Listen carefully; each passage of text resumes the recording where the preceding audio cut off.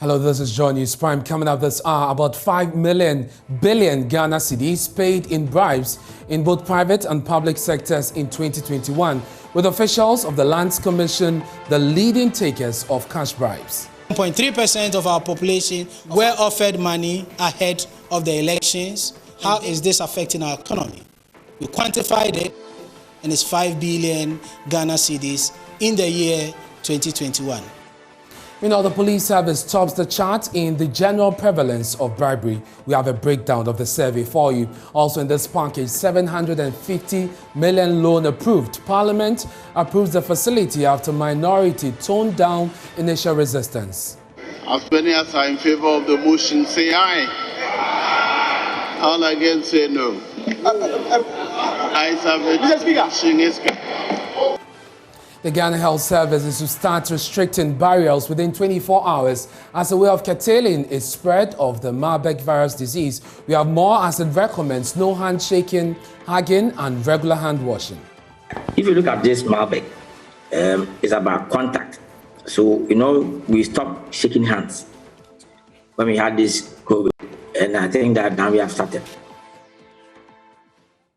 Hello again, thanks for choosing us. Now, about 5 billion Ghana cedis was paid as bribes in both the public and private sectors in 2021. That's according to the Ghana Statistical Service 2021 Ghana Integrity of Public Services Survey. The amount was realized from more than 17.4 million transactions. The report indicates that 26.7% of public sector officials were engaged in acts of corruption, with 9.1% being the private sector officials.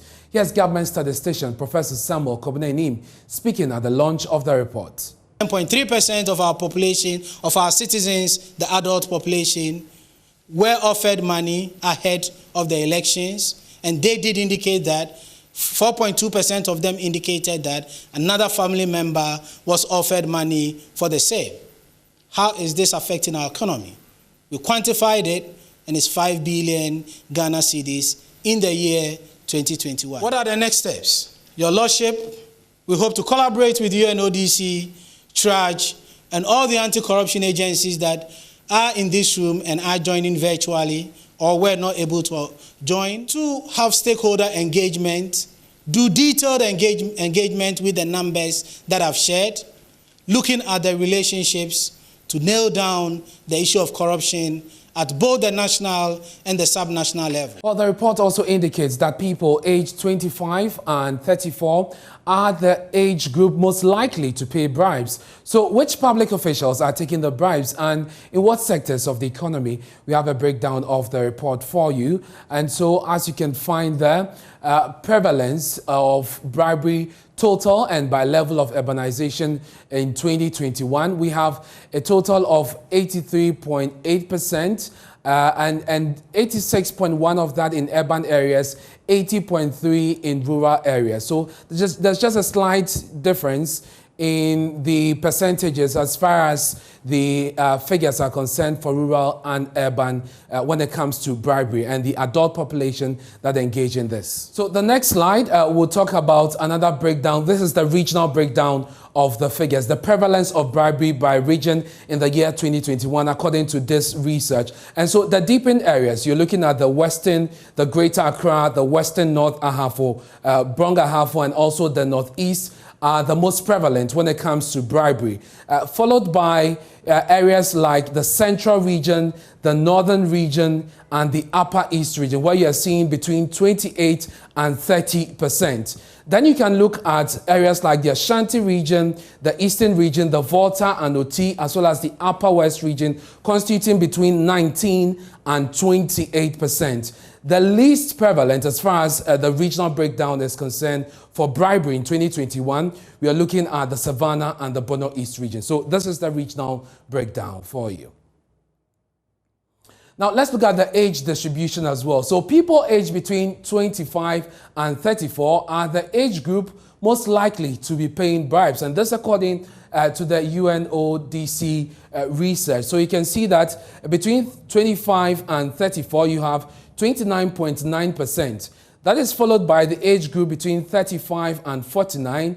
Then you can look at 50 to 64. you can come to 18 to 24, giving you 23.9%, and then age 65 and above, 17.6%. They are the least in terms of the age distribution when it comes to persons who are likely to engage in bribery. Now, this breakdown also looks at people with the highest level of education. So what's the relationship between education and bribery? Now, the research finds that the more people are educated, the more likely they are to engage in bribery, either to give or receive.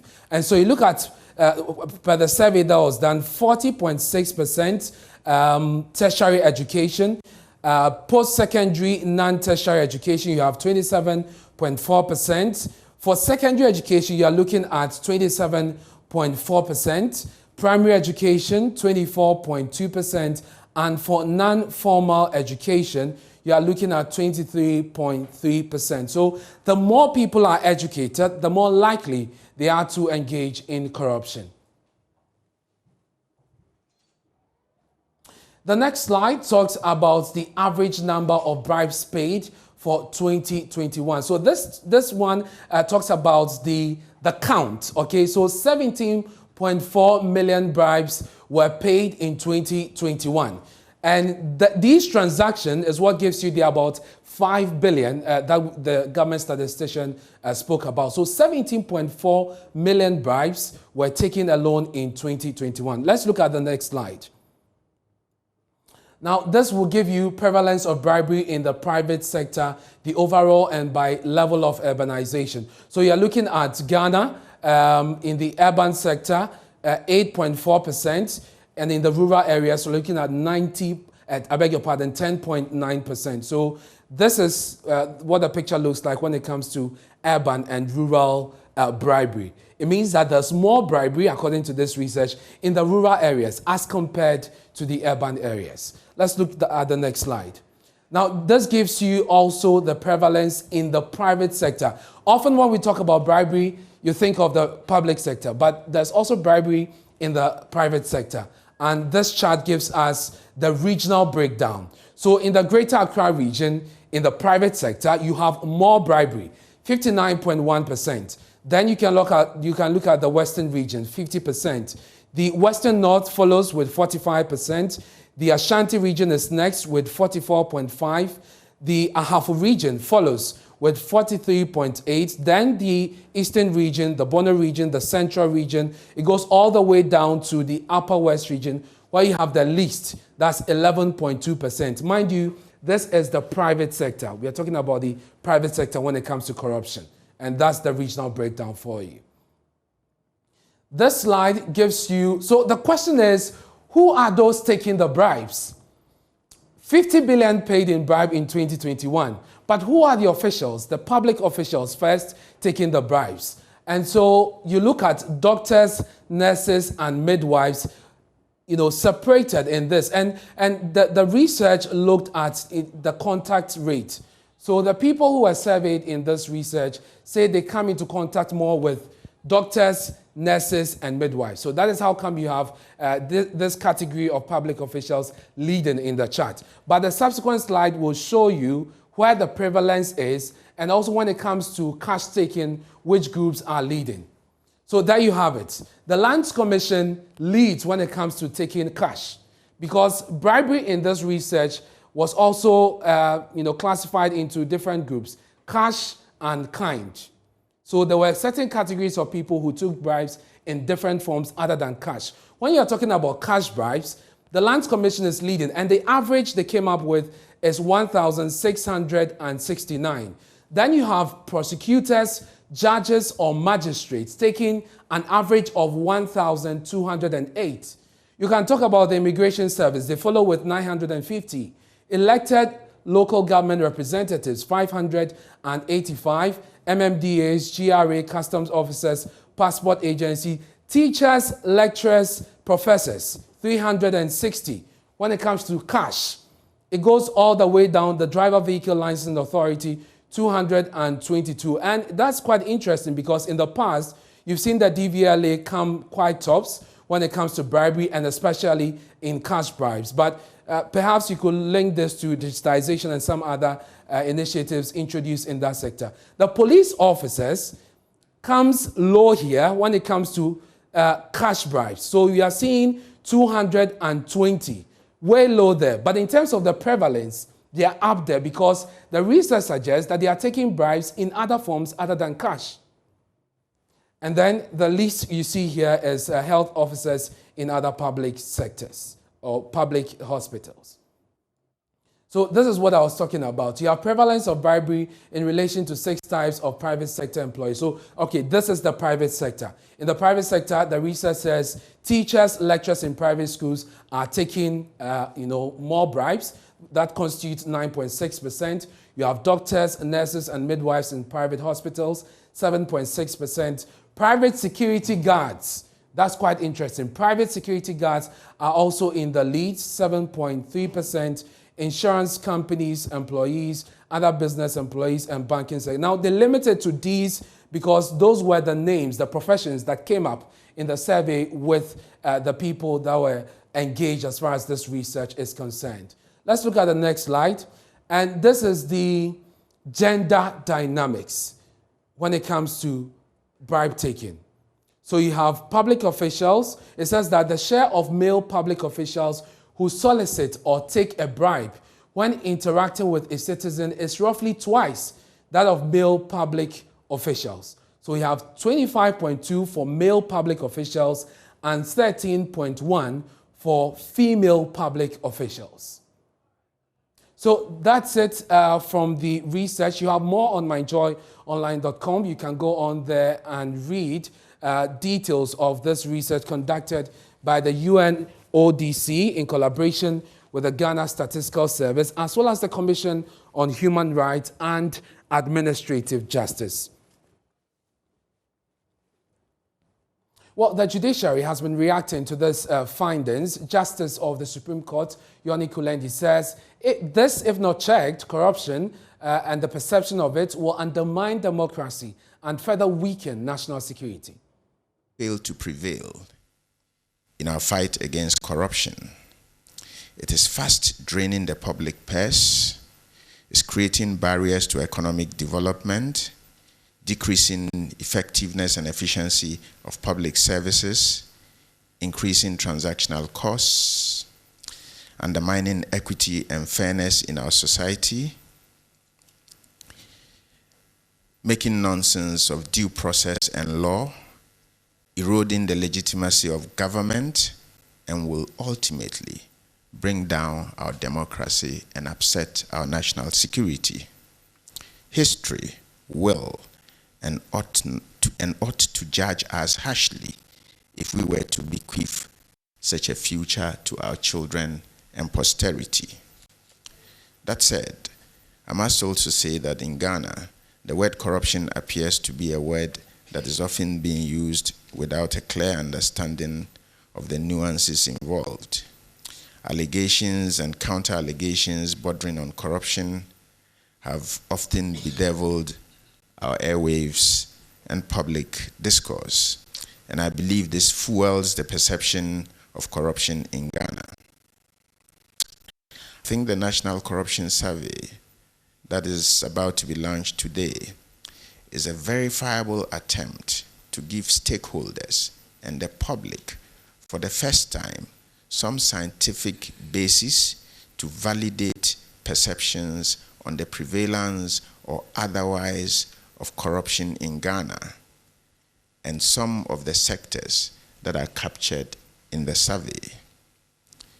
Ladies and gentlemen, my understanding is that the formulation and adaptation of the National Anti-Corruption Action Plan as a comprehensive strategy was informed principally by the need to expose and combat corruption and to make it a low-gain and high-risk activity.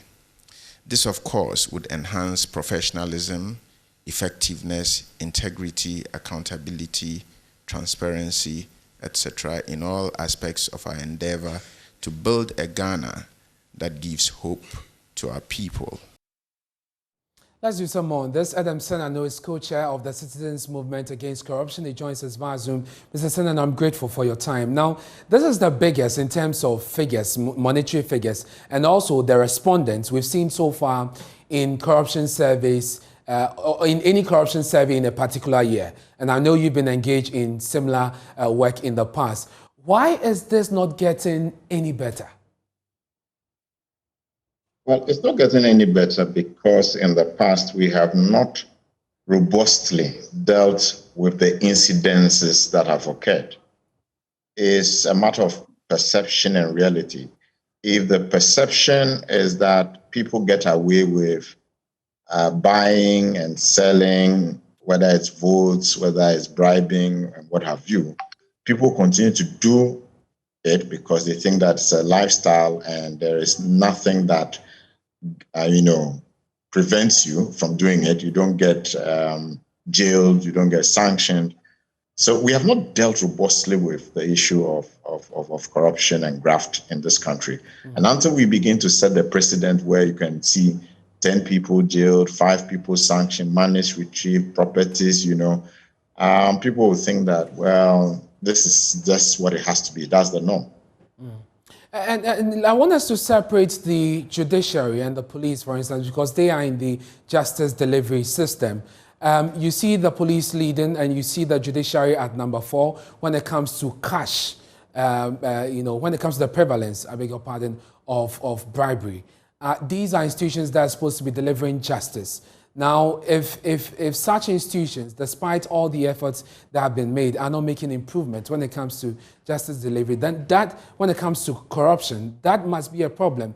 What do you make of the electronic system that was supposed to have introduced to help improve the transparency and make things better? Do you think that has worked? Well, so far it does not appear to have worked, but clearly across the length and breadth of the world, for that matter, electronic systems are one of the ways of cutting out the middleman, middlewoman, and all the underhand dealings that come on. And so, yes, it's a known, tested, and scientifically reported on approach to cutting down on corruption, because then there is a trail. There's a trail of who paid, who received, how much was involved, etc.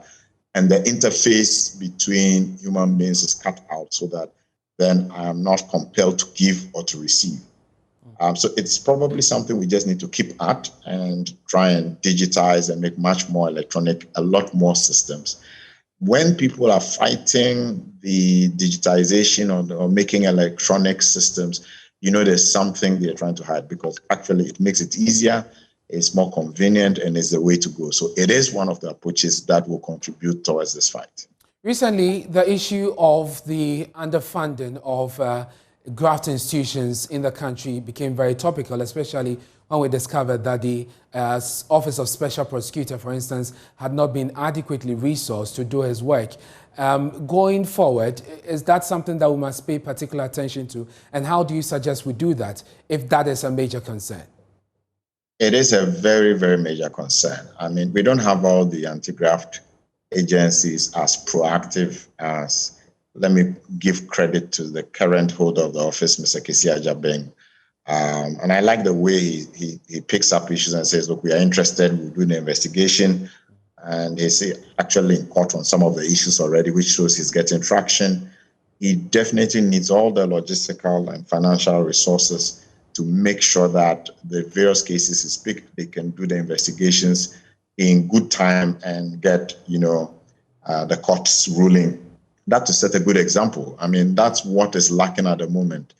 Prosecution, sanctioning, jailing, so that people begin to understand that we can't get away with actions like this. So together with media, all of us must, civil society, media, continue to speak to government and say, make sure that you are funding all the anti-graft institutions, and I have a special interest in the Special Prosecutor's Office as well. So, Mr. Kojo, just finally, we may put in place all the measures, give them the funding and all of that, but some have argued that the quality of the persons we put into these offices is also crucial. It's at the heart of fighting corruption. How do we approach this? Should it be from a policy perspective, Or how else should we deal with this in order to get people of very high moral fiber to occupy such offices? Well, I think that the selection and screening processes must look at the track record in terms of integrity, apart from the issue of expertise and experience. And we should try and find out whether these are persons who have the integrity, who have demonstrated that kind of honesty that would want to be brought to bear on this, who are principled. And this discussion is probably even more important, cutting across many issues. If you see the weekend's election of officers by one of our major political parties, the fact that people were buying or selling votes, the integrity of those persons and whether those persons can constitute the next set of MPs from whom a president will have to select ministers, and the implications of that for this nation is something we should not trivialize. And so you're absolutely right. We need to be paying much more attention to the quality, the caliber, the integrity, the principles that these persons have, the values they stand for. And I don't think that anybody who paid much more, whether they call it TNT or anything else, or received, is the quality of person we want to see becoming an MP or a minister and expecting this country to become better. So it's an absolutely important issue. We need to do a lot more due diligence in the selection and screening processes for persons. And you are right, strong institutions and strong leadership is what gets us results. We need strong individuals with strong institutions to get us the results that this nation Thank you very much. That's Adam Senano. He's co-chairman of the Citizens Movement Against Corruption. Let me take you now to Parliament, because the House has finally approved the $750 million facility for government to finance capital and growth-related expenditures. This loan forms part of the $1 billion loan the minority had resisted for weeks. The Finance Minister, Kenneth Weata, had told Parliament that the country could have gone bankrupt without it. Part of this arrangement, we understand, the $250 million component is still outstanding following concerns of the minority. Parliamentary correspondent Kweku Asante has more in this report. The minority in Parliament had resisted the approval of the facility, and for weeks, progress stalled on the deal. Government was in a desperate need of a $1 billion loan to shore the country's foreign reserve and also to support the 2022 budget. The major part of that deal, a $750 million loan to be sourced from the Afrexim Bank, has now been approved by Parliament. As many as are in favor of the motion, say aye. All against, say no. Ayes have it. Motion is carried. According to Chairman of the Finance Committee, Kweku Kwatin, his colleagues needed to approve the loan because it was critical to enable government to deliver on its responsibilities. The committee, Mr. Speaker, having carefully examined the agreement, is convinced that the facility forms part of government's international capital market program aimed at raising funds to finance critical infrastructure projects in the 2022 budget. Accordingly, we urge this House to approve this motion and to approve this facility in order that we may reap the benefit that the facility would bring.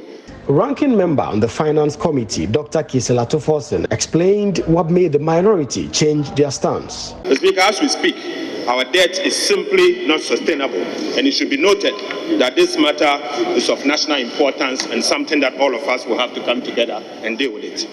Mr. Speaker, as a result of the fact that our debt is not sustainable, investors have started panicking to the extent that some of them have started exiting our market. I do not have basis to reject this loan on the grounds that it is going to, in a way, support the reserves. Speaker, apart from that, I will have no basis to support this. But I agree that the $750 million is in the budget. And so it calls on all of us to support it. But Mr. Speaker, because of the debt sustainability issues, the minister must take steps to reduce government expenditure. So, Speaker, that is the elephant in the room. Speaker, with these few words, I support the motion. Thank you. The majority insists, though, that the deal is extremely important to keep the government running. No one in this chamber will doubt the fact that COVID and the Ukraine-Russia war has affected the world economy. Nobody would be in doubt of that fact. And I'm happy that our colleagues have not disputed this fact. somewhere. We have begun from somewhere. We'll get somewhere. So, Mr. Speaker, these must be considered, and I believe that government in good faith will utilize these funds for the purpose intended. One of the central arguments against the loan by the minority has been their concerns about what exactly the funds will be used for. Despite government listing a number of projects, some NDC MPs are still not enthused. Mr. Speaker, there are projects that have listed here, and that need to be reconciled properly. We are aware that they came here for money to build stadia. They are still allocating money for the same stadia. There must be reconciliation. We are aware that they brought loans here to build Swami Interchange. They are still allocating money here for Swami Interchange. Mr. Speaker, we also know that Eastern Corridor lots 5 and 6 is already on contract under a loan project. If this is the way you are going to, if you just want 750 million, tell us, and you want a blank check because your situation is hopeless, tell us to approve for you. Don't come and put things here you don't intend to do. Finance Minister Ken Ofori-Atta had told Parliament that the country would have gone bankrupt if this $750 million component of the larger $1 billion deal was not approved by the House. This would have meant that the country would have gone the ways of countries like Sri Lanka, who do not have enough foreign reserve to purchase commodities on the international market. The chairman of the Finance Committee, Kuku Kwatin, had told Joy News that without this amount of money, government would have struggled to pay salaries and meet its international debt obligations. Now, economist and senior lecturer at the University of Ghana Business School, Professor Bokpin, says government's decision to use part of the $750 million approved by Parliament to pay salaries is unsustainable and can be compared to a Ponzi scheme. Speaking on Joy News Thought Leadership Program on Ghana's insatiable love for the IMF, Professor Bokpin said there's no way the country's inflation targeting will be effective. But this is what typifies our crisis. What you see the depreciation in the first quarter of the year, what you see the debt to GDP ratio comprehensively, you are looking at 84 to 86%. Okay, so again, we are developing country average is around 60%. So there's a lot of variation that is attributable to the country itself. Interest payment to domestic revenue more than 30%, compensation to employees to domestic revenue 36%. So these two line items alone is practically taking everything we generate by way of tax revenue, right? And once your revenue inflows mismatch with your outflows, then you may have to borrow somewhere along the line. And I heard that part of the $750 million loan, part of that is to pay salaries. But that's quite serious, right? If you have to borrow to pay salaries, that's nothing than a Ponzi scheme, right?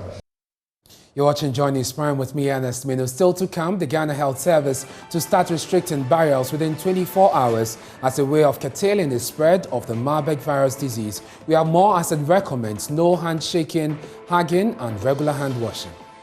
If you look at this Marburg, it's about contact. So, we stopped shaking hands when we had this COVID. And I think that now we have started.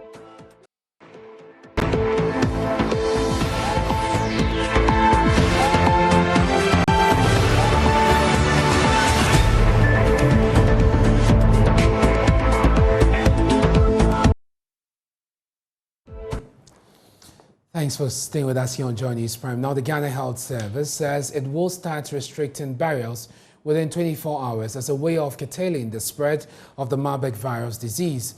The GHS says there will be changes or challenges releasing bodies early, especially when the person died after oozing blood, which is a symptom of the disease. Speaking on PM Express here on the Joy News channel, Director of Public Health Franklin Isidu-Bekwin recommended no handshaking, hugging, or regular hand washing as ways of dealing with the possible spread of the disease, which has already killed 2 persons. I don't think we should just do things as usual. Because if you are not lucky, you get the disease, fatality is very high. So there's one very cost-effective intervention, that's hand washing.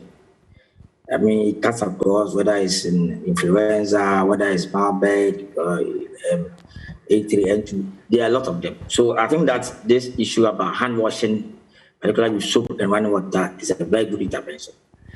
If you look at this Malbec, it's about contact. So, we stopped shaking hands when we had this COVID, and I think that now we have started.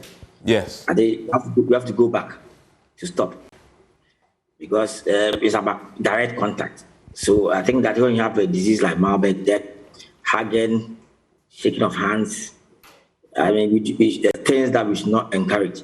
So I think that I want us to just link the COVID response actions to Malbec, to influenza, to monkeypox. They are about the same. But you see, I think one thing that is a bit different about COVID and Malbec is that for COVID, the person who is asymptomatic can spread the infection, but that's why you need to be symptomatic. So I think that is the difference. So that's how come maybe the rate of transmission is a bit minimal. But the issue is avoiding contact, and it's very, very important for us to stress on it. That for now, for this particular outbreak, as was said, we are not sure about the source. So in that case, we need to look at the zoonotic part, the animal part, and also the human part. So which animals are involved here? The common reservoir is the fruit-eating bats. So how do we avoid this one? And it's about avoiding it's not just the eating, it's the handling. So because before you can chew the bat, you have to kill it and involve getting in touch with the secretions and blood. So that is one big thing. So I think that's one thing that we want to put across. One thing that I also want to put across is about burial. Burial. You see, yes, is one thing which is a big bane in our system. It has its own religious issues. People die, they're not sure of the cause of death. Within a matter of hours, you're supposed to bury. And then there are a lot of exposures that come. So for this era that we are in, I think that barrier will give it a different dimension. We are not going to allow people to bury by people within 24 hours as it has been, because they're not sure of the cause of death. Particularly, the person has been oozing blood or other secretions. So I think that that's one area that we're going to have a good eye about barrier, because one main thing that was causing a lot of the infections in the Ebola period. So that's one thing that I want to put across, that when your relative is dead, you're going to have challenges releasing the bodies to you as early as possible. The General Secretary of the Ghana Medical Association, Dr. Titus Bayo, is urging health personnel not to be scared of treating patients who show symptoms, especially those who are bleeding, as that is a symptom of the Marburg virus disease. Let's do some other stories now. It has been 3 years since our sanitation drive, the Joy Clean Ghana campaign, started, and over the years it's received applause from the general public and has come against pushback by some sanitation offenders. Well, today we have been tracking the success of the campaign. Together with our partners, the AMA, we visited restaurants and bus terminals that were initially engulfed with filth but have now met the required sanitary standards. Michael Papaniashali was with the team and our reports. We have found out that their medical certificates are not here, and she is telling me that all their cars are at Abeka, that is where their head office is. And she herself being the manager, she hasn't also done it. And she's telling me she did hers in Kumasi. When we are done with the inspections and we don't see the cars, we are going to lock down up the place. About a year ago, when officials of the AMA sanitation team were compelled to shut down the Las Palmas restaurant. To Las Palmas is an eatery place where a lot of people patronize. Looking at their louvers was very dirty. There's no toilet facility in here. Tomorrow morning, the officer in charge here will be here with the sanitation task force to come and lock the place. Despite their shock and disappointment, the management of the eating place promised to bounce back.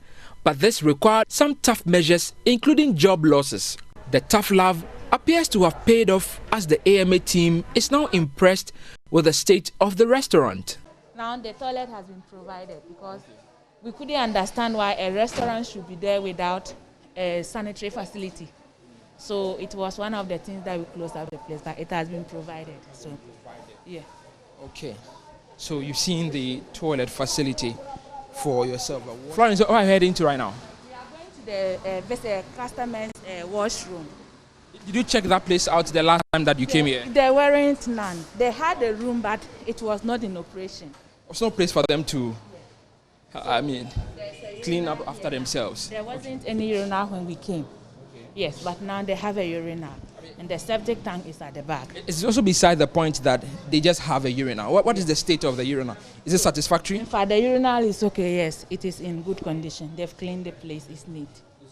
On their part, new manager of the place explains the response has been great. But Sisiano, maybe say Jumano Econ is for a bediwa. Like a day no Nkofa hin a bit me didiwa. Oh, more doors to me. But omo banso and Diana is the no come environment so much sun net no in once na ni ha ni sanyama no. Then omo ba den no catch. Mo see dey say hanu mama ye hanu ma fine. Ti yen koso an ye ni so. Diana no it is maybe some more. What would be your overall assessment at the time when you came 6 months ago? How would you rate them at the time? In fact, at the time I would have rated them 35, but today I can rate them 75. Yes. The remaining A, that is an A. They still need to work on it. As you can see, they are still working around. The team then visited the OA bus terminal, which previously had its washroom in a deplorable state. So this place, the last time we came, we closed it down because they had broken WCs and there were more or less, what will I say, weapons on their own. So this place was closed down for 24 hours. And within 24 hours, all the WC bowls were removed and they turned the place into a poor flash. Our last week that we came, I think we've come for re-inspection. We realized that they refixed all the water closets. So now they've changed the water closet to a poor flash type. That's the Joy Clean Ghana campaign. Our officials undertaking the renovation of the Asundwe Park have described as untrue claims they tampered with the remains of former President John Evans Atta Mills on the blind side of his family. Brother of the former president, Samuel Atta Mills, accused the Atta Mills Institute, run by Koko Anyidoho, of tampering with the grave of their kinsman. But the officials say it is simply a beatification exercise as part of activities to mark the 10 years anniversary of the passing of the former president. My colleague Samuel Kojo Manu has been speaking with brother of the former president, Samuel Atta Mills. Anybody who is coming after 10 years to ask for an autopsy report, obviously there must be something wrong with that person. What is his business asking about the autopsy report? Is he a family member? Is he the family head? I'm a blood brother of the president. We are satisfied what killed him. We have a copy of the autopsy report. AMA has a copy of the autopsy report. 37 Military Hospital has a copy of that autopsy report. So what is his business asking this? Look, don't try to divert anything. What is wrong is wrong. What is wrong is wrong. No matter who you are, you cannot touch somebody's grave without informing the family. There are some rituals that you need to perform. Those things were not done. You do something that is not right, you stop, and then we try to remedy it. But don't think you can bulldoze your way through. The fact that we are humble, the fact that we are quiet, doesn't mean that you can run over us. Look, we are for peace, but when we speak, we are for war. But what does the report say if you want to help Ghanaians? The report doesn't say anything. That they stated what killed him. That was it. They stated what killed him. Why is everybody so much interested in what killed Professor Mills? Providing the autopsy report will not solve any problem. But most especially, this one was also surrounded with a lot of controversy. People were citing several things that might have led to his death, and that's why I think people are asking for the autopsy. So will it be out of place if you tell the people that this is what happened? Sir, I was with President John Evans Atta Mills on a daily basis. I was there right before he woke up, and I left only when he fell asleep. All the hospital visits that he went on, I was there with him.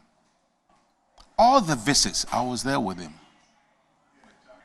We are satisfied with what killed him. he had had a sinus problem. If anybody cares to know, that was around 2015 or 2005, 2006, around that time. And it was that thing that had kept on for some time. And so he had to go for chemotherapy and he had to go for radiotherapy. And with all those complications, those were all part of it. Now, artisans and spare part dealers at the Swim magazine in Kumasi say the low patronage of their goods and services are compounded by respiratory diseases brought on them by exposure to dust from construction sites. They blame this on the failure of contractors working on the Swami roundabout at Francho stretch to consistently water the road after abandoning the site. They have been speaking to my colleague Ohim Interior. Angry artisans and spare parts dealers pelted the Member of Parliament for Swami and Majority Leader Oseche Mensah Bonsu and his visiting entourage over deteriorating Swami roundabout at Francho Road. Officials of Joshop Construction say at least 1.5-kilometer asphalt overlay will be completed this Friday after addressing acute shortage of bitumen. But despite the assurances, artisans and spare parts dealers say their lives and businesses have been impacted negatively by dust from the construction. Apart from dwindling sales, they allege some have suffered respiratory tract infections after inhaling dust from the road. We are suffering a lot. How the dust is over us, we are suffering. Even when we come to market, our tents, dust come on it. Even someone come to purchase and see, he don't want to buy. They are all covered in dust. So when someone comes, he thinks it's old, but it's brand new batteries. And how is this seriously impacting on your business? The market is not going out we are expected it to be.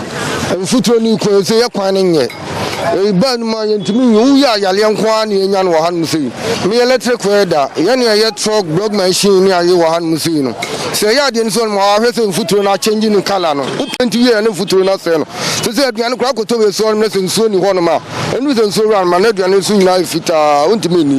He is into manufacturing of trucks and then a block machine, and he says he's been manufacturing them, producing them in their numbers, but because of the dusty nature of the road, people come and they assume that the machines are not brand new, they are not new, so they decline in buying them. And no futu ni so no about for machine be that create me to 10 block machine me to 5 6, especially the fufu pounding machine. In a day they were making at least 10 sales, but because of the dusty nature of the road here, they are not even making one in a day. And with a block machine they used to sell at least 6 of them in a day, but currently the situation is quite different. Tama na umechucha so no na ye niema na yetimi buye so se se niema na yakata kata so a yebra yentimi muye so e se obuye so na mfuturo na wuram mfuturo no wuram so aya na akwakoye tantantan wobra ya penti no na akwakoye tantantan nti ma yentimi emuye so. Because of the dusty nature of the road, they are being forced to cover the things that they have produced here. Talking about the block machines, what happens is that after production they have to paint them for it to look new, but because of the dust, and then the fufu pounding machines as well, but because of the dust they are being forced to cover them in a way to prevent the dust from reaching them. Many of us here have been coughing. You see elements of dust when you sneeze. We find dust even in our phlegm. The artisans and the spare parts dealers and the traders here are uncomfortable with the situation because of the dusty nature of the road here. They are producing, but unfortunately there's low sales for these items they are producing here.